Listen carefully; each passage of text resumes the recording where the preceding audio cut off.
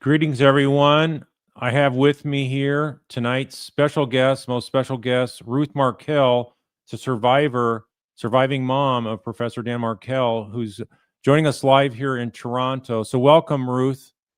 Great to have Thank you you so on. much, Carl. It's a pleasure for me to be here, and thank you for all your contributions.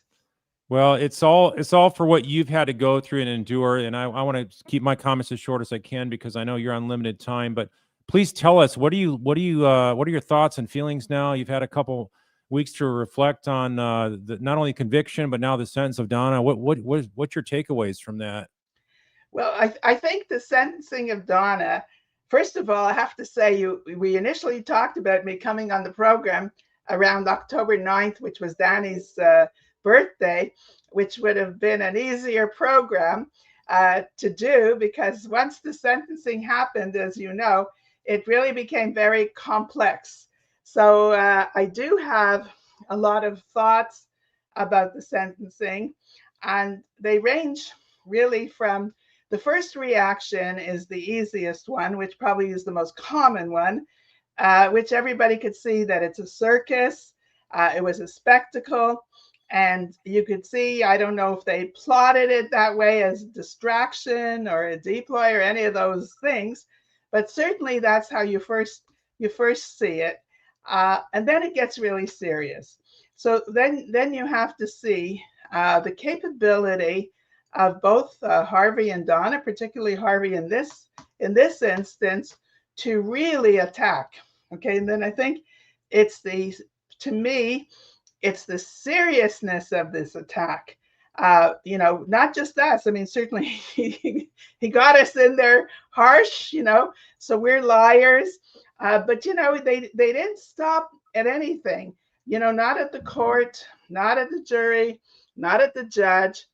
And I think once, for me personally, you see the capability of what they can do when they're blocked. So it's not to see what they can do when they have an opportunity, it's to see what they do when they don't have the opportunity to get what they want. So this, I think, is probably, before you have different considerations, nobody wants murder. Nobody wants from a very contentious divorce any kind of murder. But now you see really evidence of the plotting, the attacking, the harshness, and so forth. And I think this is a really big, huge takeaway, from the reality. And then, of course, to go into Donna's information, Donna, used this opportunity to really, talk about Dan in such a false way, for the boys. I've talked with John before about brainwashing. I mean, here's these two children. They're no more children, by the way. They're 15 and 16, Right. and not quite 16, 14 and 15, 16 soon. But the point I'm making is here's the two children who are really acting and knowing what they've heard all their life, that indirectly, I'm not saying she announced every day that Danny was disgusting or this or the other, but on the flip side, there was not a lot of positive comments about Danny. All of a sudden, there's this lovely, relationship, this beautiful, statements of what a great guy he was, what a great father he was, and so forth. So I think, to me, that reaction now ends in sadness for me. So first you start, with the lack of seriousness about the spectacle, and then you see the attack, and then you really see, from Donna's point now, the full distortion, and how they use the children to really make their point. And that's very sad, very, very sad. Yeah. So basically, Harvey was saying all this is made up. That he's essentially saying what Wendy's saying, which is you and all the Markels have unfettered access to the grandchildren. So, can you give us some examples of the extent of any context you've had the last couple of years without going to any uncomfortable specifics? I mean, how long did they Sure. where they at those kind of generic things? Well, let me go back a little bit because the listeners, this is 11 years, right? This story, and I think it's important to see where did the grandparent issues start.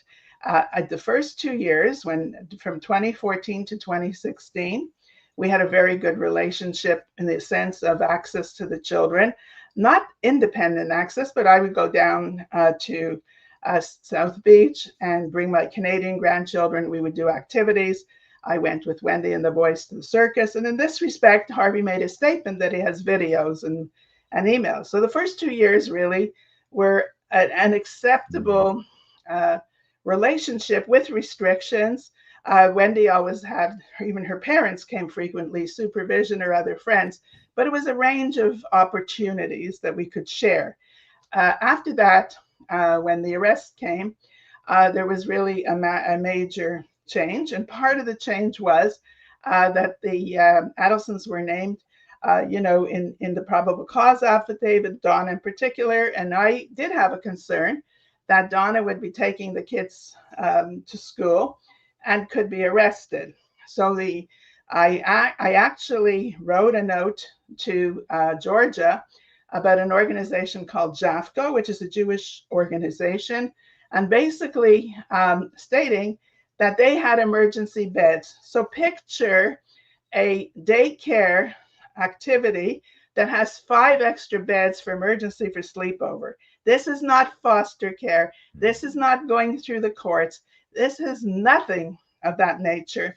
And of course, Wendy used that, as the opportunity to say that I wanted foster care. In fact, that was the exact thing that I didn't want.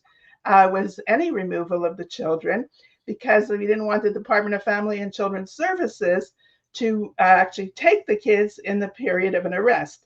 And that unfortunate letter was sent to Georgia just to have, if there was any arrest, that the FBI or whoever knew what to do with the children. So that spurred, but Wendy was told that for foster care, you need a court, you need everything else. And JAFCO, the organization, wrote a letter. And I'm going to read it now because I think some of your listeners might not have heard it, in the past 10 years. So JAFCO issued a statement. At no time did Ruth suggest seeking temporary or permanent custody or doing anything to remove the children from their mother. We are saddened to learn that Ruth's inquiry has resulted in a decision to deny the children any relationships with the paternal family. So that was this piece, the hurdle. That lasted 6 years. So the lack of time, we tried through the lawyers, we tried through the, any kind of way that we could have some mediation. Our lawyer talked to her lawyer, but nothing, there was no budging. And that prompted really the situation where I started advocacy really with Karen Cyphers, and she created a whole group in Tallahassee to pass the Markel Act. When that was passed, or getting passed in 2022, the door to visit suddenly opened, not wide, but like a crack. And we were allowed very limited visits. After we had one visit, then there was Charlie's arrest, and Wendy declined to have us invited to Benjamin's bar mitzvah. So it just, it continued. Wow. And then it's very, very difficult. Now we can only talk through her Zoom. We did have a few very, very limited visits, and she brings all the time a chaperone. And of course, I'm not allowed to have anyone for protection or any. So it's unbalanced and really not effective. Wow, I'm sorry to hear that. It can't be more meaningful than that. I saw in your statement in a response to the lies told by Harvey at the Donna's sentencing about you have to send gifts through the lawyer. That's true. That's how we do it now. Unbelievable. Through her lawyer. We don't have her address. She is in Texas now. We don't know what schools they're going to. So, I mean, we aren't invited to graduations, but even the normal communications with just, actually a phone call, a visit, a text, or anything. Yeah. Well, I think this is going to come back to bite Wendy someday, and so unfortunately, you're having to deal with this. Meanwhile, when is the last time you've seen the boys, Ruth? The boys I haven't seen. We spoke to them. We spoke to Lincoln. Actually, Lincoln's birthday was the day of sentencing, and we spoke to him the week before, Oh, really just for the Jewish holidays. And we spoke to Benjamin in the summertime for his birthday. I note that you were like the only one that talked about how you predicted Donna wouldn't testify at trial. And then we find out she wouldn't even give a sworn statement at her sentencing. She did it unsworn, so she couldn't be cross-examined by Georgia. Can you tell us about that? How did you have that insight? Well, I think if you really look at Donna's, general behavior, she performs best when she's in control. She performs best when she knows what the deck of cards is going to look like. If you talk about, just testifying in the court, she would be so vulnerable. She would not know what the questions coming at her would be. And I think we saw in one of the earlier hearings that she can behave even when I was speaking. She doesn't respect, the other party. So you can just see her behaving in a situation when Georgia would be asking her difficult questions, that she would create havoc. And I think in many ways she actually was smart. To be honest, nobody thinks that. Probably not to participate at those moments, because I don't think she has the control to really make it in a sound interview process. Right. Well, I don't want to go over your time constraints because I know you have a deal with Lionsgate that limits your public appearances, but I do appreciate you being on here, and we're uh, we're optimistic the future has more justice in the works, and so we're meanwhile fully behind y'all and all the people here on the channel. They love you and your family so much, and so we're just praying for the right outcome here down the road. And meanwhile, you stay strong. As someone said here, you're a true warrior of a woman, and to meet you in person is even more phenomenal. So thanks so much for joining us, Ruth. Any final comments you want to give here? Well, first of all, I want to thank you. And actually, I have to say, I really am so grateful. We talk a lot about how grateful we are to law enforcement, but I do think it's good to express the feeling of support that we get from your listeners, from you, and all the podcasts. The Dan Markel community really, really deserves credit in the sense of people don't realize relationships keep you standing. And I think that's just an important point to know that we do have that level of support. So thank you, and thank the whole community, and thank John too. All right. All right, Ruth. Well, thanks so much, and enjoy the fall up there in Toronto and Canada, wherever you're going. So I know you're a very busy woman. So we hope to see you maybe next year as well down in Tallahassee. So All right. I'm all looking right. forward to it. All right. Take Take care. care. God bless. All right, folks. So there you have it. Didn't want to go beyond the time limits. We had limited time arrangements due to the fact that there's going to be a documentary, a mini series of this horrendous murder case with her son, Professor Danny Markel, being gunned down in his garage over 11 years ago. And there's been multiple convictions of those involved. This was a grand scheme, a horrendous, wicked, evil scheme to snuff the life out of a 3 and 4-year-old boy's father. And so they're now having to survive through that ordeal, and life's not easy for them. It'll never be easy. And just to think about what the parents of a slain son have to go through. And so we've had the chance to meet not only Ruth, but also Shelley, and also Phil, and some extended family members as well of the Markel family. So you just can't find more sweet, humble, kind people, and to have this tragedy happen to them, it's like it's so fulfilling, I think, to speak for their cause, and to discuss what's not been right about the way the case has been handled at times, but also the fact that things are moving in the right direction. And I think that a lot of you are asking about, well, is Wendy going to be arrested next? Wendy and Harvey.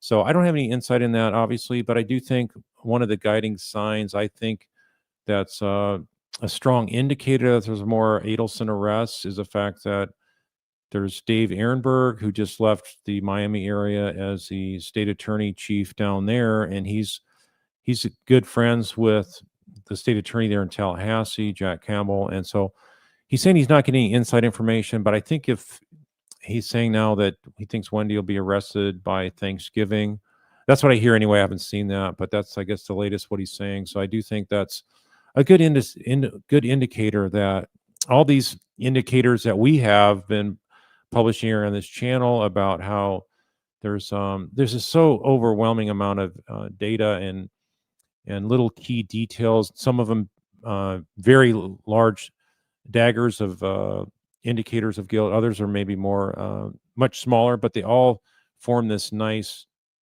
web tapestry, if you will, that really shows that Wendy knew what was going on full and well from the get-go.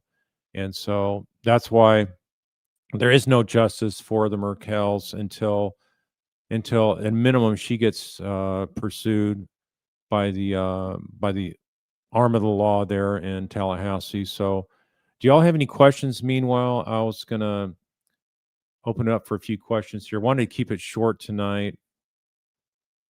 Leslie and I have some other plans here in a little bit. So but if you all have some questions that I can answer meanwhile.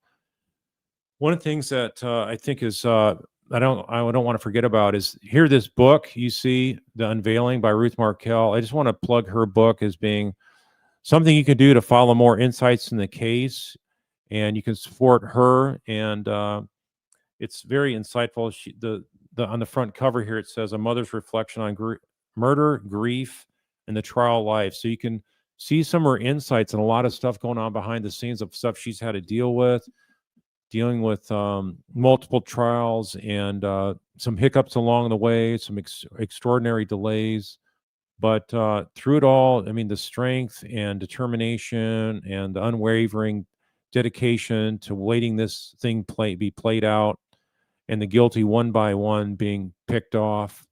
It's they're just such, like I say, remarkable people, and you're just not going to find better folks. Thank you, Karen. Yes, Mary Patterson, The Unveiling is a must read. I mean, you get to see the insights behind the scenes of what it's like for her having to deal with this. And she's a very successful woman. She's been a business leader of many years. And so she has that strength. You can just see just comes across. Let's see. Ocean Girl, is there an address where we can write Ruth? You know, I don't have an address for her, and I can ask her though, and I can have it posted if she wants to receive anything. I don't know if she has a PO box. You can look at maybe her website, ruthmarkel.com. That might be an option for you. So if there's not one there, I'll find out and have it posted on the channel.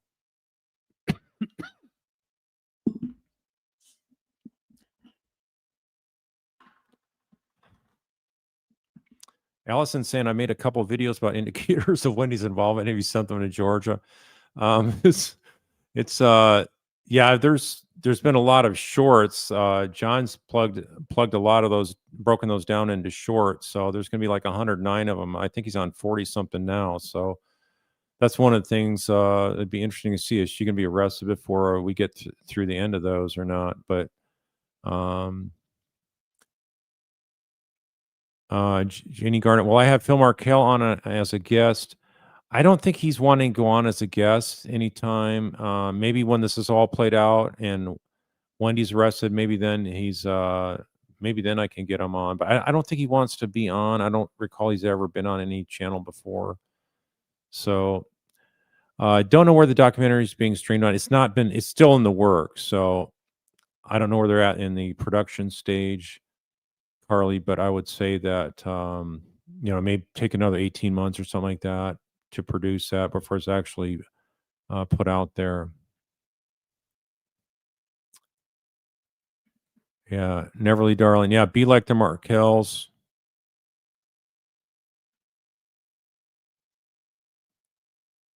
Ultimate classy people. Oh yeah, that's another good thing here. Dateline will be covering the Adelson case is Friday the 24th. That's at 9 o'clock Eastern time, I believe. Don't know how much of the segment they're covering of this case, but yes, definitely tune into that. Sarah Howard, after listening to Harvey Adelson rant and lies about the Markels, do I believe that he's showing his true colors of being involved in the unaliving of Dan? Yes, I do. Totally.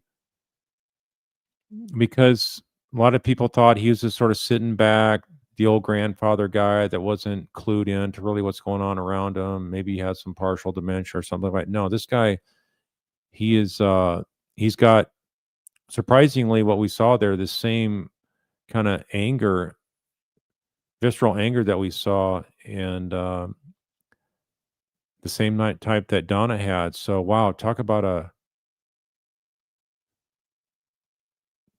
dynamic duo of hate and anger straight from the pits of hell. Unbelievable. Sir Tedrick Walker, I don't think they're going to have any kind of civil suit because Adelson's got everything hunkered down into trusts, irrevocable trust, and all that kind of stuff.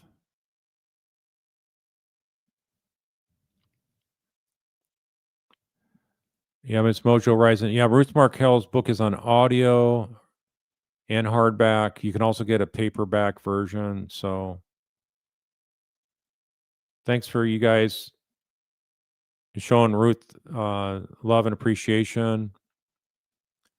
And she's not commented on the channel before that we've seen anyway. I don't know what her handle is for YouTube, but we have seen Phil definitely follows his channel and comments occasionally. So I think that's the most we can get from Phil, and that's totally okay with that. Totally okay with that. Obviously, I'm not going to press him to try to come on or anything like that.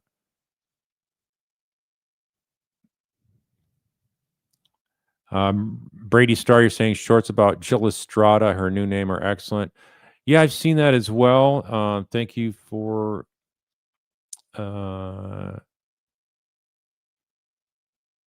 was it Leslie B that sent me some info on that, some photos. It looked like that's even what the boys' names are in school now. So who knows? Who knows what's going on? But I'm still sort of going to let that stay out there. And yeah,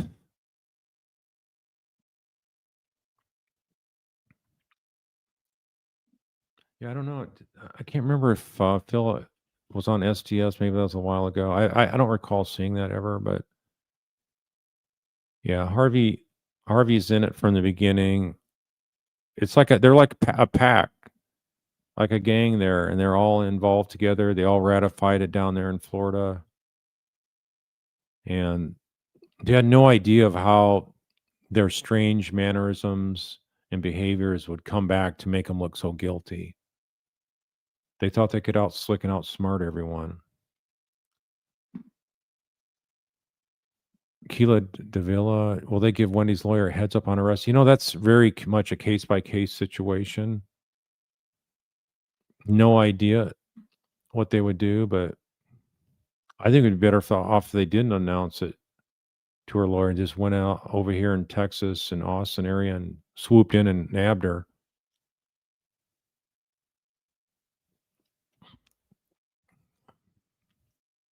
Yeah, I think, for Harvey to be that angry as he was, he's not angry at, gosh, what are you guys doing? You messed up all of our lives by hatching this botched murder plot you thought you could get away with. So there's no self-reflection, no remorse whatsoever.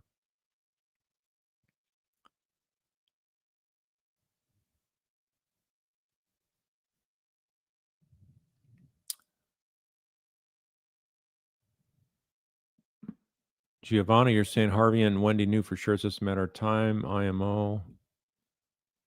I would think so.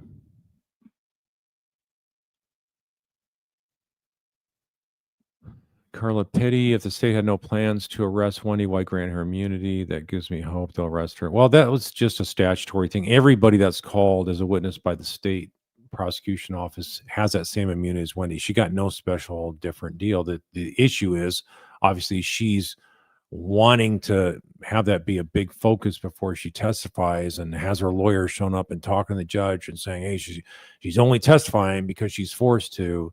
So all that dog and pony show there, though, they know there's evidence against her, and she would not cooperate in any way unless she's forced to.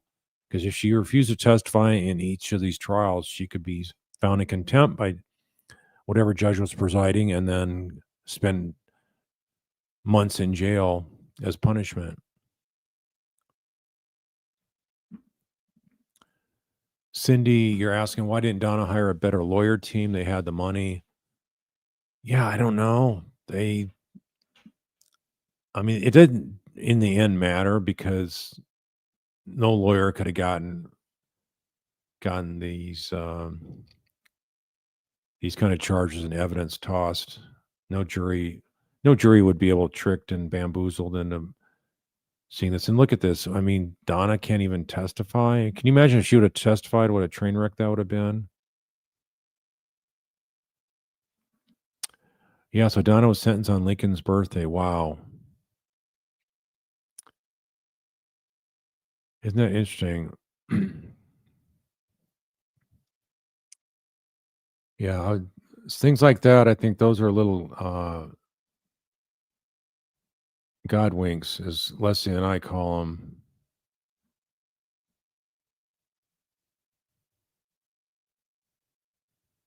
Kylie Crude, the whole family's involved. Harvey belongs in prison as well. Well, keep in mind, Harvey, yes, belongs in prison, but don't say the whole family, because keep in mind, talk about an honorable person. Dr. Rob Adelson testified against his mom. That's not a courageous thing to do. But he's another one that's got ultimate class and courage and commitment to justice and truth. And most people wouldn't have the courage and conviction to do the right thing, in my opinion, to say something that helps put your mother behind bars. But she wrote him off. I mean, this is just vile, vicious stuff down there from the Florida Adelsons. Think about it. They have limited contact whatsoever. Now, Donna is not talking to either one of her sons, not talking to Wendy, can only talk to Harvey. Yeah, Harvey's mad to get caught. As a matter of fact, I do think Charlie will start thinking about flipping somebody when all of his appeals are exhausted, but that could take years. So I would not think that they want to wait until there's somebody flipping on Wendy before they go after her.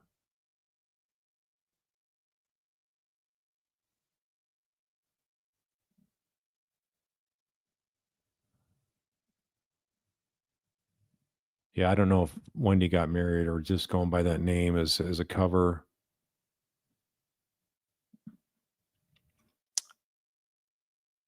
Dina Meitner, do I think Harvey should be arrested too? He had to know what's going on. Yeah, I think he should be.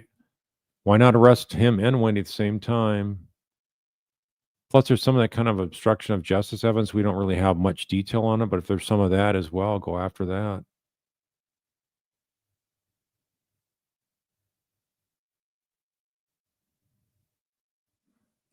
Brady started at the sentencing. Do I see the look of astonishment at the $700K plus charge spoke volumes?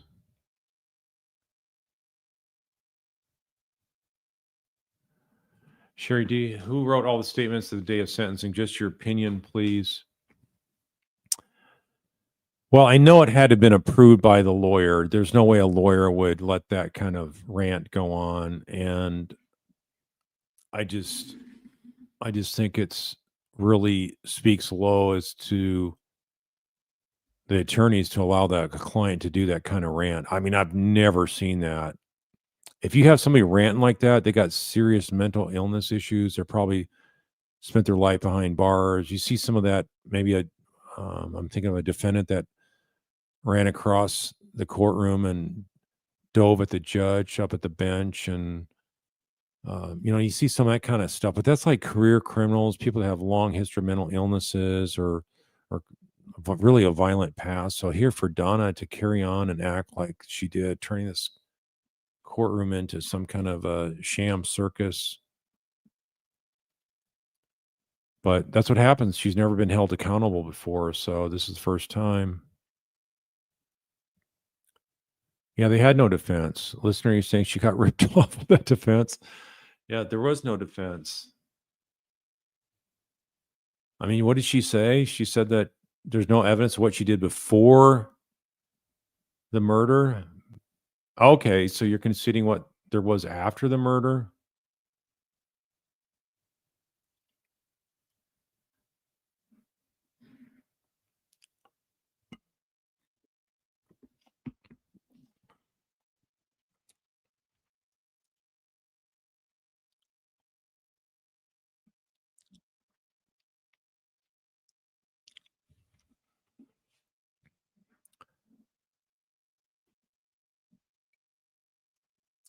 Yeah, I think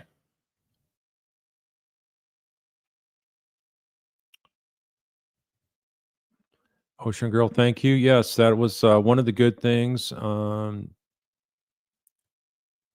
come out of this murders. I was able to meet my wife Leslie, my amazing wife Leslie. So as far as getting to know her, that's not too early for that just yet, based on the nature of her work. But certainly down the road, yes, that's my intent.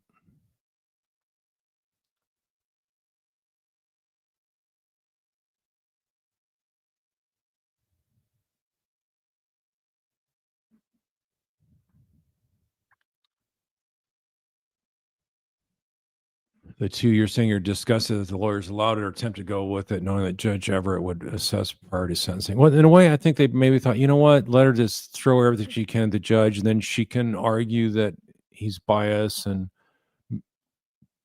maybe they're hoping that the judge would respond and get angry and lash out at Donna. But he maintained his cool professionalism like he always does, and guess what? He can be the presiding judge for Wendy and Harvey's trial next. Their efforts to goad him didn't work.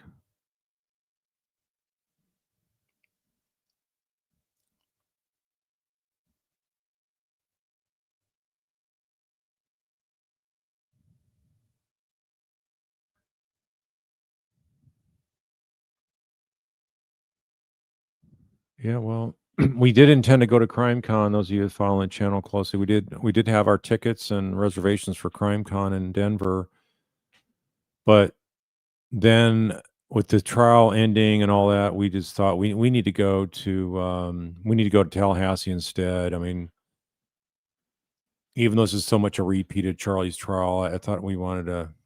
It'd be best. Leslie and I thought it's best if we go there and support the Markels. And Leslie got to meet them as well. So she'd not met them before. So it worked out really good. John was there. And so,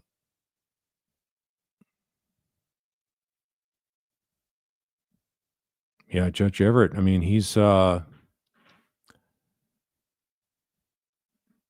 taking anything off these Adelsons.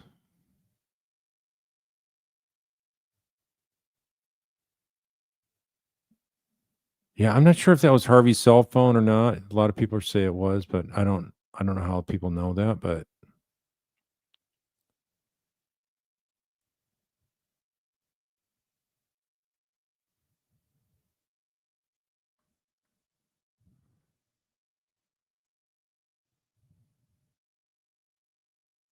yeah, hugs to Ruth. Thanks for being so inspiring and classy.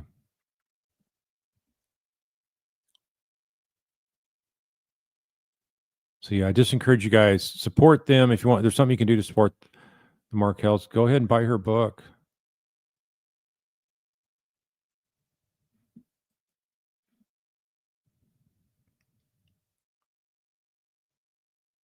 Annie Lavelle, you're saying you don't know if 15 and 16 who are not on YouTube.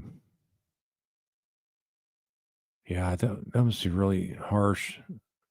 Your grandma's been locked up for over a year and a half and then is convicted of murdering your dad. I mean, I just can you put your brain around that? It's unbelievable.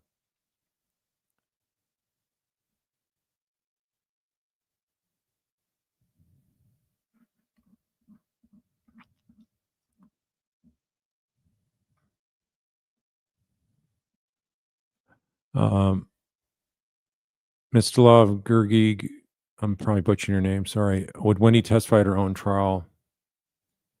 I would say it's probably something that's going to be after seeing how her mom went down, and and how scary it can be trying to tell a pack of lies in front of a jury. I don't know. I used to think she would, but it remains to be seen. She may just fold. I think she would probably fold and not want to testify. That's my prediction. She would not testify. She's scared to testify, terrified. She's got caught in so many lies. Yeah, George Kaplan said, "Stay tuned." When asked if there's going to be more arrests.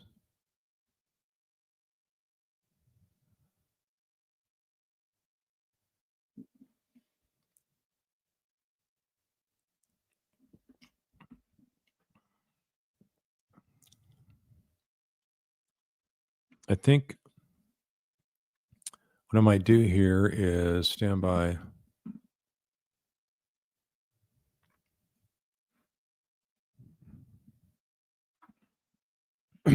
Let's relook at Donna's behavior here.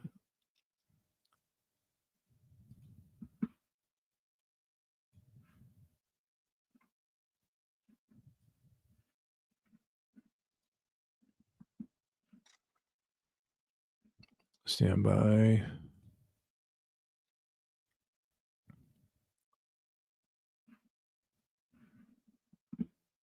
I try to expand the screen. Let's check this out. Okay, you're saying a report in the gallery confirmed it was Harvey's phone. Okay, thank you.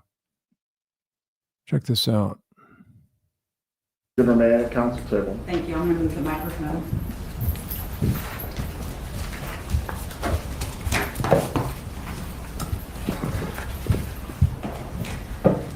I covered this before, but I covered it live. So I'm just going to cover this now with the option to stop at any point, make a comment there. Before I didn't have time to interrupt and make comments. I need to speak louder because this is not amplified. Okay. Is this loud enough, Judge? I can hear you. So she's acting very like, is this loud enough, Judge? You know, like she has respect for the court, but boy, wait a minute here. Judge, you're about to get unloaded on. Thank you for letting me speak. I mean, that's not coming from the heart because she hates this guy with a passion. Utterly hates him and everyone in there from Tallahassee. My son-in-law, Dan Markel, was a fine and decent man. Now think about it, fine and decent man. She's never said anything but derogatory comments about him. Then after she's convicted, she's reading something from a script. That's not coming from the heart at all, folks. Not at all. He was well educated and passionate about his career. He was a good son-in-law. Okay, well, that's the kind of stuff that your lawyer was talking about, Fulford, in front of the jury. But there was no evidence of that you believe that. Was that true about him? Yeah, he's more than just a good son-in-law. He was an awesome son-in-law, but and a phenomenal father. But more importantly, he was a caring and loving father. But that didn't matter to you because you're willing to gun him down and keep your grandchildren from a guy like that. Imagine that. You couldn't ask for a better man to be a father of your grandsons. And that was somebody you wanted to exterminate. On July 18th, 2014, his car was followed, leaving his home. Okay, you know what? Going through the history of how he got killed, acting like this is going to be how you emotionally are dealing with this, is this all contrived gibberish here? It should have been just like any other day, an ordinary day. Yeah, but You wanted to make sure he didn't survive that day. the life of Ben and Lincoln's father. But it I'm just really shocked that she invokes the grandson's names here. So it's just an all-in act for her folks that follow her, and she's thinking that she can gaslight him and thinking she's innocent. So it's all just a performance here. wasn't. He didn't know when he left his boys off at daycare that would be the last time he would see them. Okay, there's a shaky voice again. No tears, no concerns. This is all just all this smoke and mirrors. And the last time they would see him. He didn't. You know what? If she really felt remorseful about that, the rest of this, how she goes off on the system, would not have happened. It's almost like she has internal reflection here of how vicious and heartless she was to help execute this. Know when he went to the gym afterwards, that would be the last time he would exercise. I never thought this through before I helped orchestrate this, Your Honor. I'm terribly sorry. I'm remorseful. What a damage I've done to my grandkids, my family. My family's ripped apart, all because I had such unmitigated hatred and cruelty in my heart. And he didn't know when he drove home that his life would end within minutes. Yeah, he's upset about Dan being murdered, isn't he? Just a pack of murderous... Danny wasn't just thugs. being followed, he was being hunted. He was brutally... Yeah, and you're the hunter. You paid for the bullets. You paid for that trip up from Miami via your son with the help of your daughter, figuring out where he was at, how to have the hitman find him. murdered in broad daylight, sitting in his car, in his garage, by vicious killers. Yeah. Paid for handsomely by you and Harvey. I cannot imagine the terror he felt when he saw a gun pointed at him through the window of his car. The Terry felt this is like an ambush style attack. Yeah, he saw that coming. You're absolutely right about this. The horror, he felt like, hey, what's going on here? A guy's got a gun. Yeah, this is not looking good. Just in a split second, he was shot. He probably didn't even have more than a second, if even that, to think about what's about to happen. I cannot conceive of his heroic efforts to stay alive during the hours after the attack. This is all just fakery, guys, here. Unbelievable. Danny died in the early morning hours of July 19th. His death is a loss to his children, his parents, his sister, all of us in his family, his friends, This sounds like it's written by the lawyer. This is not coming from her heart. She couldn't even conjure up these words. This sounds like an all-encompassing statement of how this was a vicious crime to try to make it look like she wasn't a part of it. That's colleagues in the legal community, and to his students at FSU Law School. Danny's boys each have a photo of themselves with their Abba, their dad, beside their beds. Yeah, try to get the boys to believe that. You're nothing behind it. Is that why you put those pictures there? Just to try to remove your consciousness of guilt? They grew up kissing the framed photo and saying, "Good night, Abba, I love you." Okay, well, great. If they did that, that shows how much painful it was on a daily basis to have their dad's life ripped from their own precious little lives, and every day they got to suffer for that. So yeah, but even that thought is not making you cry. You grab some tissue there, but there's not a single tear. The pictures and memories are all they have, because cruel, cold-hearted people took him from all of us who loved him.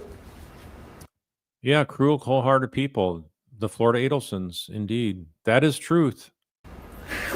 My heart was broken when Danny died. Now that's a massive lie there. No, you celebrated. You were like cheering big time.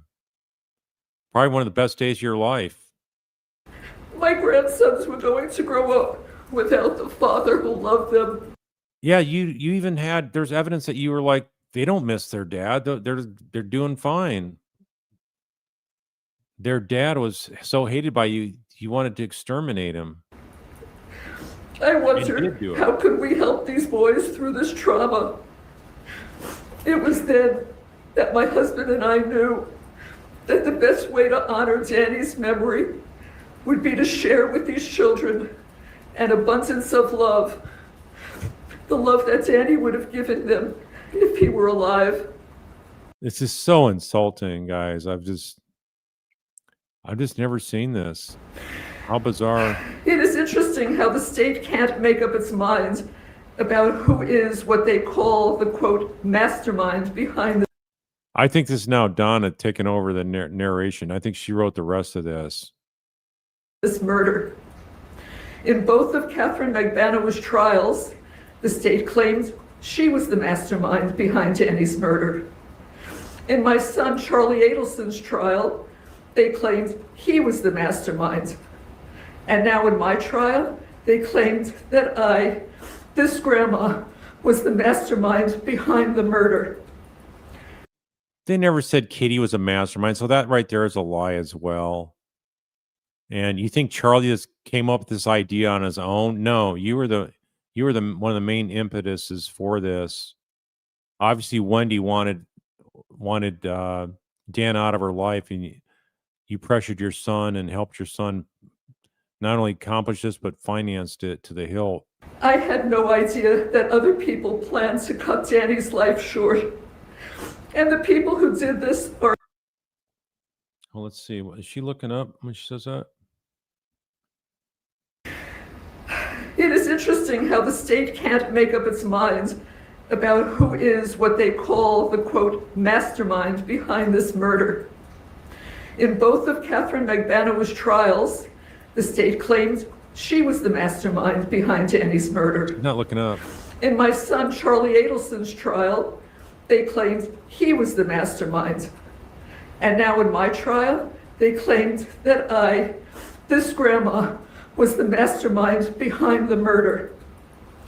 I had no idea that other people planned to cut Danny's life short. Oh, that's complete falsehood there, but go ahead. Play your violin for the judge and all the world to see. And the people who did this are exactly where they deserve to be. Okay, well, that's an admission there. All right, you deserve to be there. Exactly. But I had no knowledge that this horrible, evil act was going to take place. If I had become aware of this plan before Danny was murdered. Okay, so she had no idea whatsoever, right? And there's this overwhelming evidence of guilt. And she's still going to stick to her story of innocence, yet she won't tell the jury that, and she won't even tell the judge with a sworn statement, or she can be cross-examined. I would have stopped it. With not one iota of actual evidence, the state convinced a Tallahassee jury that I... Not one iota of evidence? No, there's ample evidence.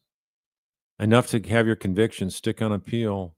...solicited and conspired with other people to have Danny killed. Where is the evidence prior to the murder? The evidence... Okay, prior to, well, there is evidence prior to, and there's overwhelming evidence after the fact. So you can't get around this. Well, you can't prove it before and with enough evidence. No, you're talking in code. Yeah, you knew about the birthday present. You had the money ready to go. You even had damp money from the previous effort to kill him a month previous, when you literally laundered the money to make sure you didn't have DNA or fingerprints of that type of you or Harvey on there. So that's where the evidence is, and also the hatred and all the efforts you made to stir up strife between Wendy and Dan's relationship. It's beyond a reasonable doubt that the state needed to prove their case. Where is the evidence before July 18th, 2014 at 10:50 in the morning? Okay, well, you're saying there's overwhelming evidence afterwards, but you just can't find it beforehand. Well, guess what? The jury has seen that, and the jury has spoken. So you're going to sit here and attack the prosecutor, the jury, the whole judicial system, and this is what you're thinking you're going to do for getting a better sentence? Before you continue, That Mrs. revealed- Abelson, as it relates to this statement, is the defense trying to re-argue the trial? No, Judge, just giving Samuelson an opportunity to be heard. I'm just telling you, I've never seen this before when somebody's going on and on, acting like they're a victim of this whole process. They're innocent. They totally love the victim, and they've just been set up by no evidence. And a prosecution team that's lying to the jury and a judge that this looks the other way. That's what she's saying here. Mrs. Adelson, you certainly can continue. However, the court can take into consideration the utter lack of remorse that you are displaying.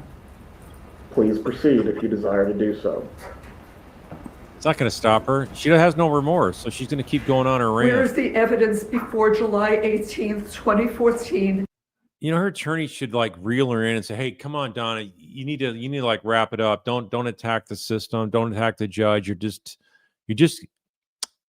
asking for a judge to find you having zero remorse, and there's no reason to give you any kind of a lighter sentence than you deserve." At 10:50 a.m. that revealed that I had any involvement in this vile and horrific act. Wrong. Where is the solicitation and conspiracy evidence? The state needed to show that there was evidence before the murder to convict me. They did. The state couldn't show that because there wasn't any evidence. They were trying an innocent person. Dropped off the It money makes even. you wonder if the jurors were sleeping when the state had Sergeant Corbett on the stand for hours.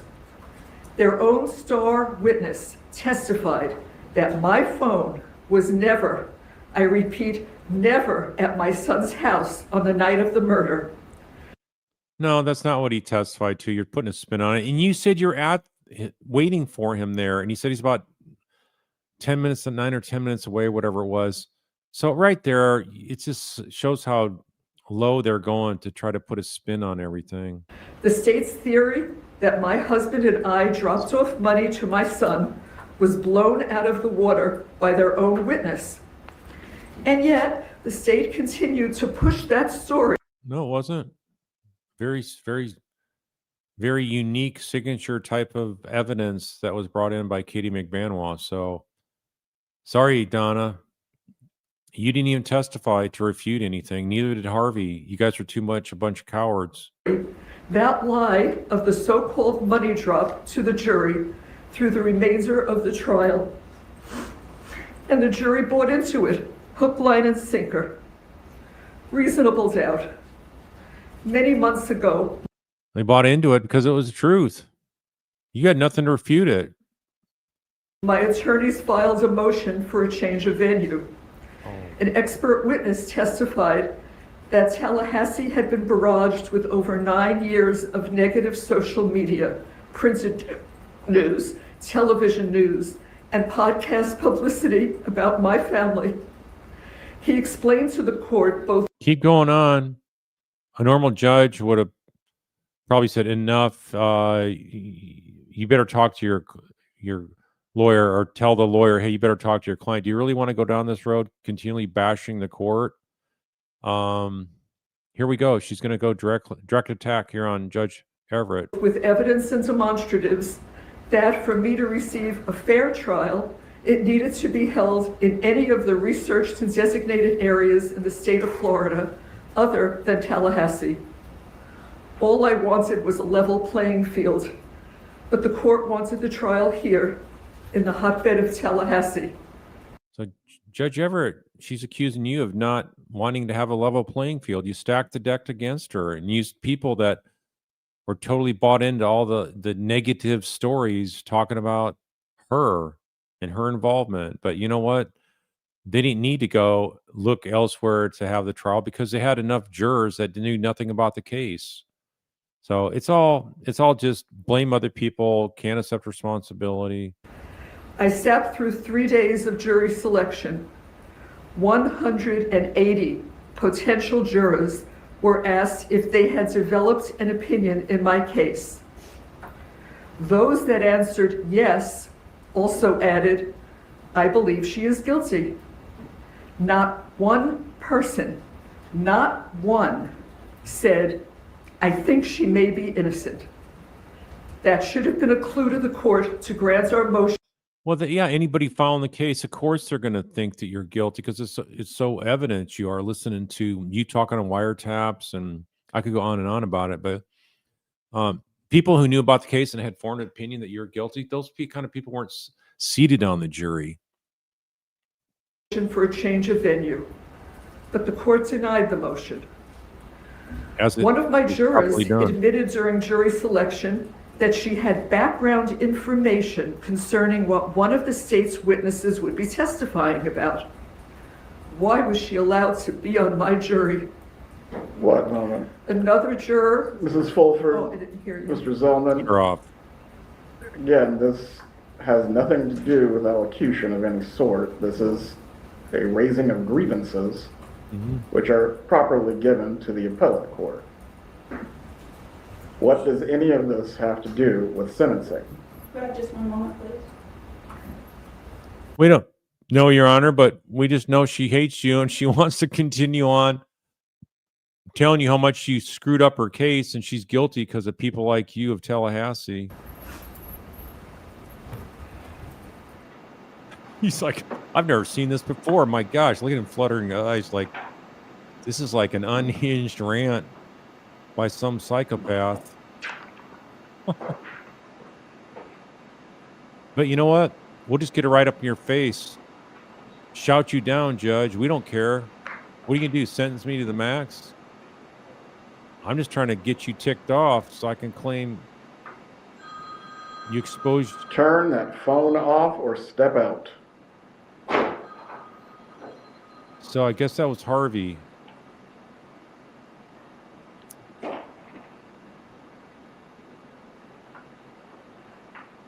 So what's going on here, Fulford? Is there no shame to try to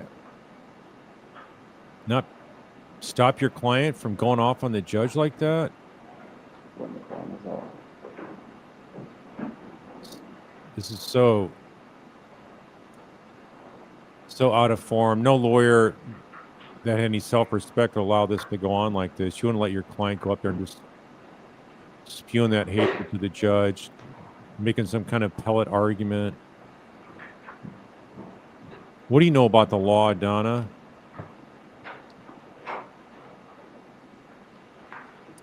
Just because you're held accountable by the law being properly followed is not a smart move. Act this way.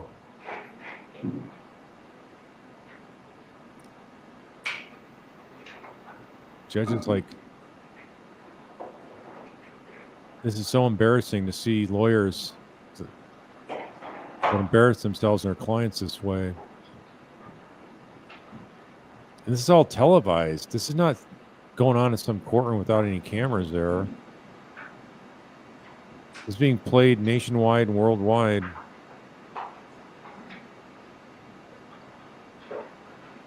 Look at this long pause in here. Please. What happened to Danny is unforgivable. But I am an innocent woman convicted of this terrible crime without evidence. Yeah, okay. Danny was a brilliant legal scholar. He would have been appalled at the total lack of justice that went on during my trial. Lie. He would have been embarrassed to have his name associated with any of it. No, actually, he's embarrassed to be associated with anything having to do with Adelson of Florida. So you're completely wrong on that. Again, just eye poking here. There are two crimes here. The first was Danny being viciously murdered. You've already said that. What's the point? Making it look like you're upset? You haven't even shed a tear this whole time of trial. And you think people are going to believe this trash, ash and trash you're spewing here? The second one is taking my life, the life of an innocent woman. Convicting me should not be retribution for Danny's death. Oh yeah, it's retribution. It's not because the evidence was overwhelming against you, Donna. No, you don't have to see it that way. That is not justice for Dan. I've always respected the law. I've never gotten a parking ticket, but I'm going to prison for a murder. I'm sure you're able to talk your way out of it or get some kind of buddy judge or lawyer to help you out. So that's probably a truthful statement there. I did not commit. I do intend to file an appeal so that hopefully I have the opportunity to be given a fair trial outside of Tallahassee. Oh, so you want to have a retrial a couple years down the road? Harvey, you okay with that? How are you going to afford that? 11 years ago, Danny was murdered and taken from all of us who loved him. Oh my gosh, this is like yeah, right. You love Danny. Yeah. You were just heartbroken when Wendy did a Pearl Harbor divorce on him, right? For the past 9.5 years, the state has broadcast to the world, including Danny's parents and sister, that I hired hitmen to kill him. You did. Never in a million years would I have wanted Danny to be harmed or killed, nor could I ever do something Yeah, right. that would leave these two small boys to grow up without him. Okay. I love these boys more than life itself. This is That's what drama here. Unbelievable. Yeah, she just wants to have a public statement making it look like she was framed as a railroad job, and she's hoping the boys are still in their brainwashing mode if they listen to this, so they can say, well, God, yeah, maybe grandma is telling the truth. Hopefully they're going to wake up someday and really smell the coffee a here. lifetime of loss for these children. They didn't deserve this. His family didn't Right. deserve this. Danny didn't deserve this. Don't act like So- you're scared. As I appear before you today, Your Honor, I promise you Oh, now it's your honor again? Okay. with my whole heart, I swear to you on my life, I was not involved in any way with Danny's murder. Okay. I was not. Well, that's a confirmation right there that you were, because you know what? This kind of eye blinking, squeezing, I should say, that's consistent with what guilty people do. Danny didn't deserve this. Look at her squeeze her eyes. As I It's like appear Wendy. before you today, Your Honor, I promise you with my whole heart, I swear to you on my life, I was not you go. involved in any way with Danny's murder. I was not. It's not righteous disgust and anger of being falsely accused and convicted and sentenced. No, it's all an act. It's all a script. So anybody that's following her, whether it's her friends or the grandsons, someday, if they ever see this, they're going to say, you know what? Yeah, she sounds like she's innocent. No. Yeah, the body language and her fakery is just over the top. I mean, you think if you're falsely convicted, even if you're correctly convicted, you think that this would be something that you could generate some tears for. So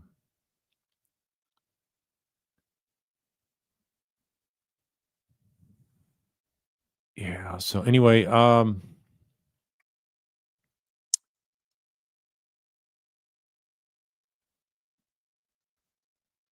just think about that. Good stuff she said about Dan was truthful, but she is not speaking the truth out of her heart. She doesn't believe any of that. So yeah. CBC court reporter from Florida. Pearl Harbor divorces happen, but not hitmen.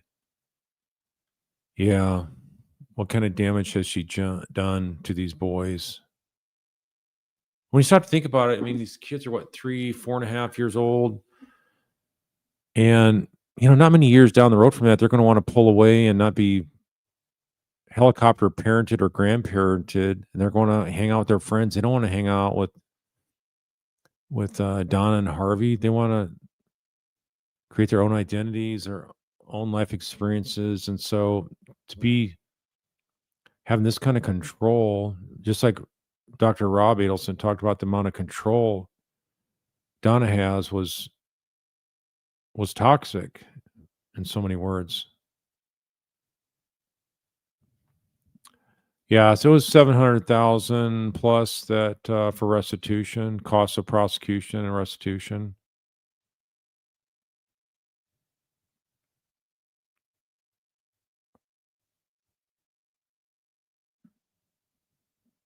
No. Sorry, don't want to have any kind of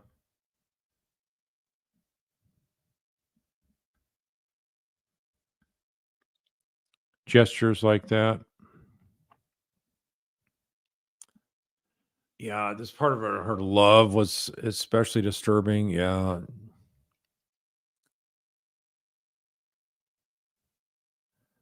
I mean, look at the way she even talked about remember in my last live stream, I talked about how she even called Phil a piece of shit.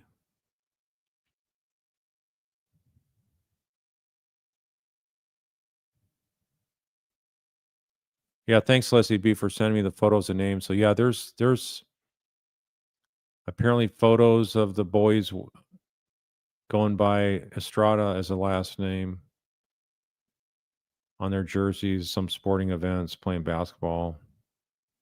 Don't know if that's true or not, where that was obtained from, but anyway, I'm going to go ahead and wrap it up here, but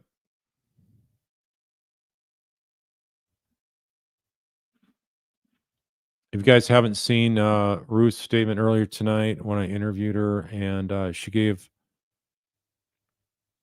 the latest on how she's processing what she feels about this sentence of Donna, and it's really, really amazing that how somebody can be so much checked out, delusioned as to thinking they can get away with this. So terrible murder plan, Donna, and you just couldn't keep your mouth shut. So your mouth is one of the biggest reasons they were able to capture and prosecute you and convict you. So,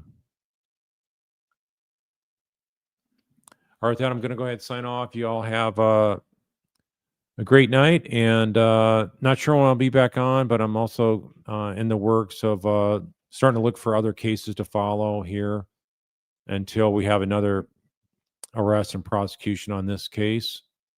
So more to follow. Have a good night. Thanks a lot.